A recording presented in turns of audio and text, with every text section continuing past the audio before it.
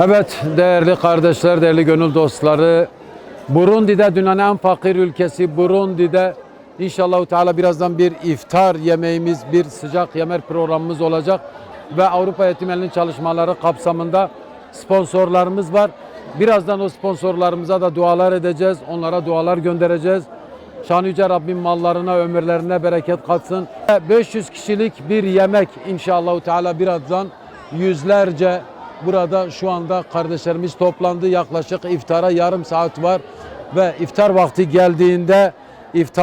geldiğinde ilimize ait, Bujumbura ait ezan okunduğunda burada yüzlerce kişinin, en az 500-600 kişinin toplandığını göreceğiz ve tabii çok mağdur bir bölge, özellikle Müslümanların yaşadığı bu Gatumba bölgesi çok mağdur bir bölge. Bizler de özellikle burayı seçmemizin nedeni de odur.